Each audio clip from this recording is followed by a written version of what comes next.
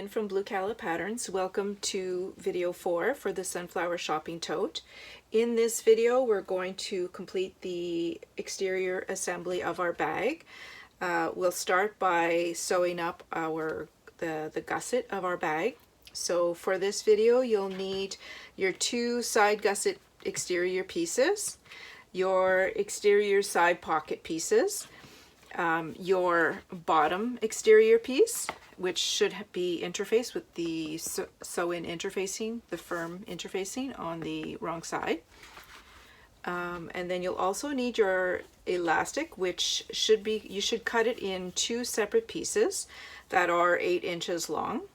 I'm using a 1/2 inch wide elastic.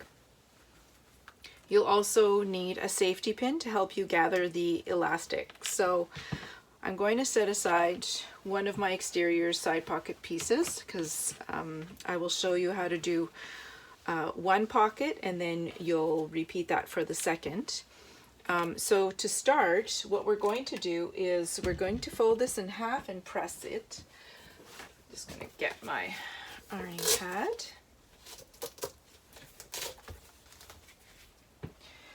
Okay.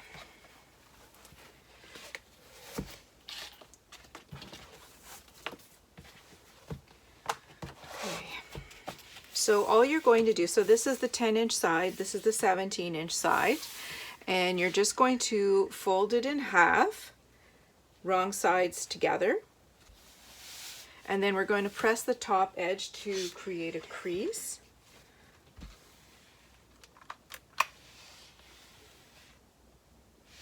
And then I'm going to go over to my machine and I'm going to top stitch along this folded edge with 1/8 of an inch seam allowance.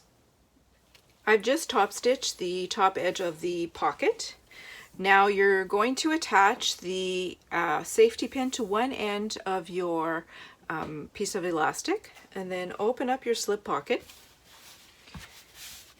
and place the elastic just underneath that line of top stitching. And you're going to sew the end of the elastic that doesn't have the safety pin. You're going to sew it here, just in the just at the very edge, so within the seam allowance. So maybe 1/4 inch, and make sure that you sew a couple of times just to make sure that it doesn't come off when you're trying to gather the pocket. Okay, so I've attached the elastic. I did sew over a couple of times, and I used some orange thread so you can see it. Now make sure that your elastic is placed very straight along that top stitching line, and fold the pocket piece back down. And then you're going to go over to your machine and you're going to sew just beneath the elastic, making sure that you do not hit the elastic. So do not sew through the elastic, and make sure you don't hit the safety pin as well because you'll break a needle. And what you're doing here is you're creating a channel or a casing for your elastic. So sew underneath. Depending on the width of the elastic that you used, you're sewing probably around 3/4 of an inch beneath the original line of top stitching. So I did a second line of stitching just beneath the elastic. Now you need to gather your pocket. So this is where the safety pin comes in. You'll want to gather this until the end of your safety pin comes out.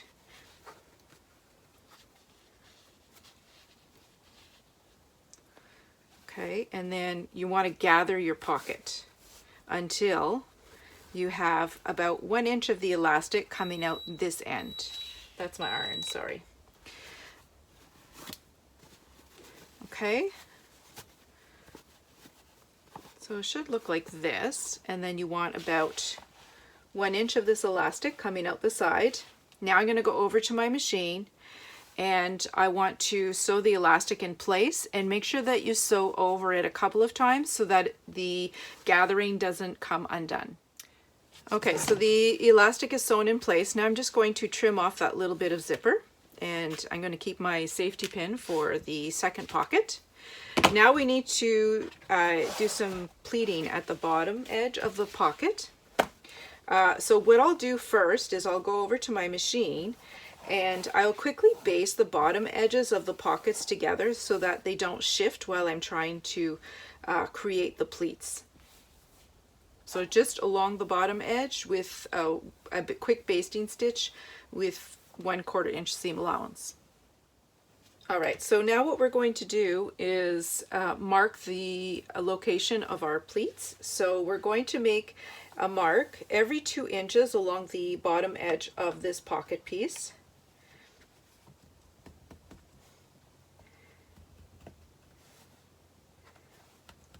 You should have a total of 4 marks. And what you're going to do, it's very simple. The 2 marks that are at the center, you're actually going to just bring them over to the mark that is closest to the outside edge and then pin or clip it.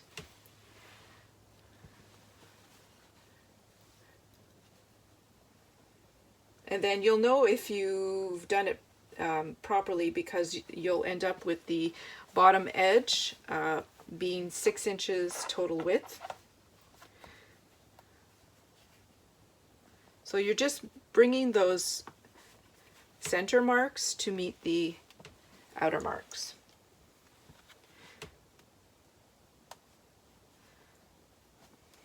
Okay, and then I'm going to go over to the machine and I'll baste those in place. So to verify, you should have now 6 inches total. 1, 2, 3, 4, 5, 6. Okay, I've done the pleats at the bottom of the pocket. Now we're going to attach this to the bottom edge of one of your exterior side gusset pieces. Now make sure you have everything in the right direction. So this is the direction of this print. If you're not using a directional print, you don't really need to worry too much. So I'm just pinning this in place, and then I'll go over to my machine and I'll baste the pocket to the side gusset piece. You're just doing a basting stitch right now. When you attach the bottom, it'll be sewn in more securely.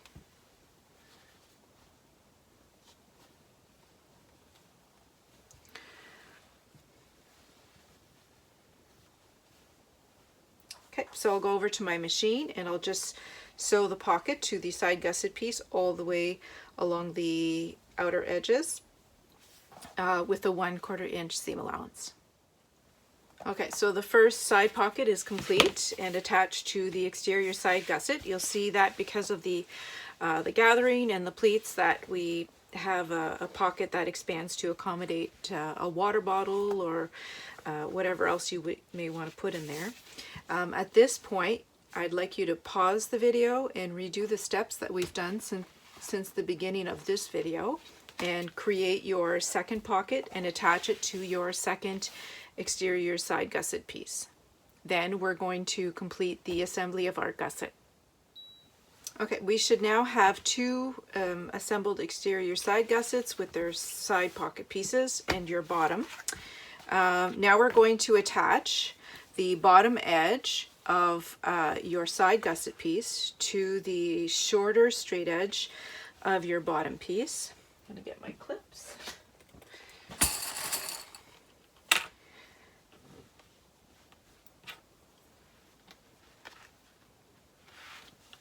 Okay, so I'm going to sew these together here, and then I'm going to turn it this way so that the seam allowance is pointing towards the bottom, and then I'm going to top stitch here along the bottom with 1/8 of an inch seam allowance.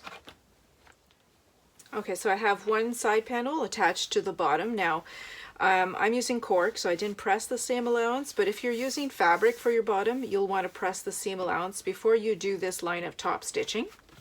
Now I'm going to do the same, and I'm going to attach the second side gusset to the other shorter end of your bottom piece. And I'm repeating exactly the same steps. So I'll sew these together and then press the seam allowance towards the bottom and then do some top stitching. Okay, the exterior gusset of our bag should be complete now. What we need to do is mark our centers before we attach the gusset to the assembled exterior main panels.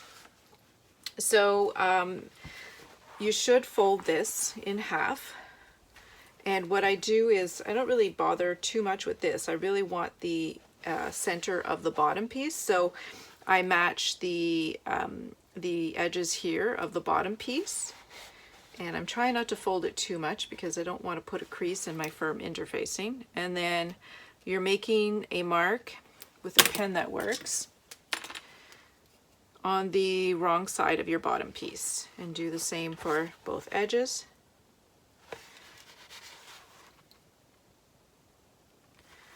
And then you'll also want to mark the centers on your main panels just along the bottom on the wrong side. So these are easy to fold together. So you fold it in half vertically, right sides together, and mark this bottom on the wrong side for both of them.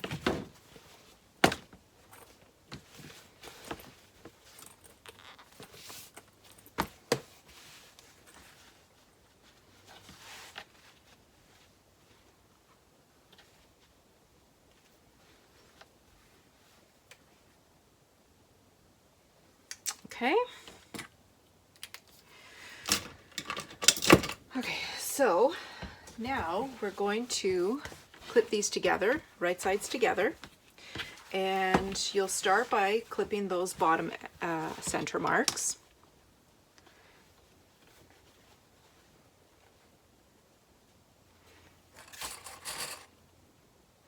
Okay, and then I usually do just quickly clip a second time here along the bottom edge, just because it's such a big bag.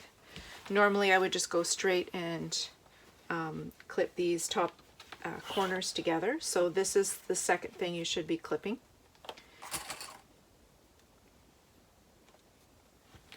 On both sides.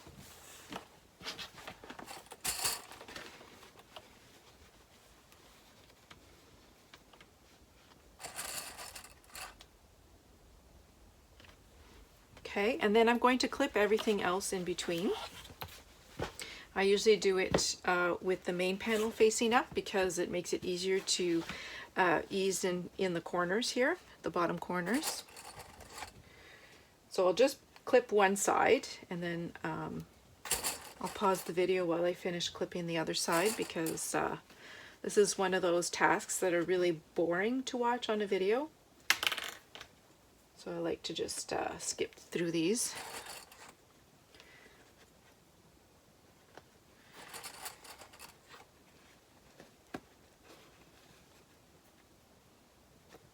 Now, when you're sewing, if you've added the piping, so when we're attaching the gusset to the main panel, you'll want to sew so that you can see your stitches from when you basted your piping, so that you make sure that you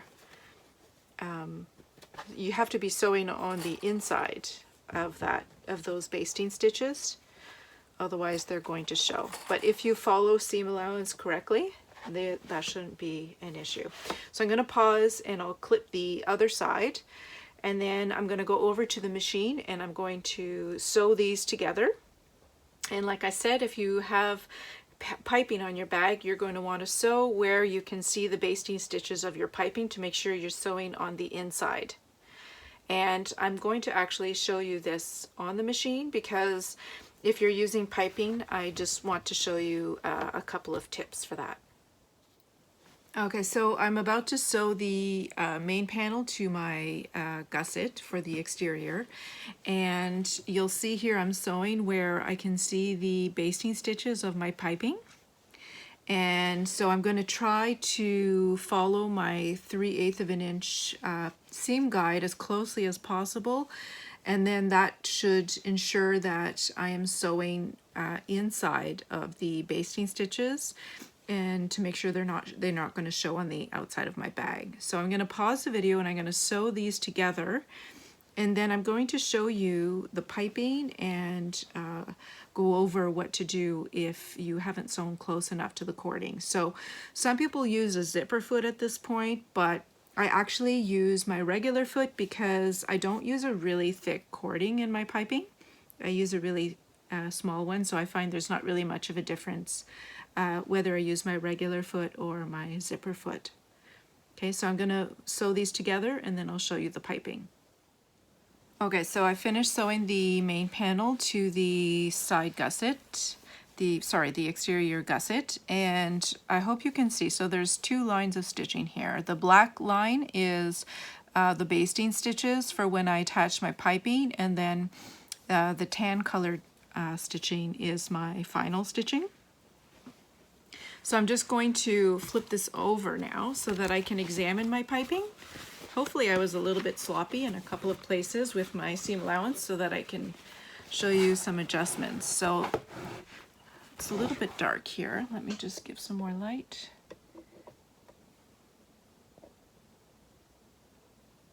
Okay, there we go. So I just go through when I turn my bag and I examine my piping along the whole entire seam. And now you'll see here, I didn't get quite close enough and there's a bit too much of a gap. So what I'll do is, in this case, is I'll flip it over again. Yeah, see, I didn't use a large enough seam allowance along this entire edge. So I'm going to redo that part, and I won't re-sew the whole seam, just the areas where I didn't get close enough to the cording of my piping. And the rest looks not too bad. So what I do, sometimes it takes, you know, a couple of tries before I'm perfectly happy with it, and that's normal with piping. If you have a piping foot, you're probably more likely to be accurate, but if you don't want to invest in that, this is just another way of doing it. So here's one main panel attached to the gusset, and with the I have piping in mine, and now all we're going to do is repeat the same steps and attach the remaining main panel to the other edge here of your gusset. Follow exactly the same steps to clip and sew them together. And then when you're done, trim your seam allowance and turn your bag right side out and set it aside, and then continue to the next video.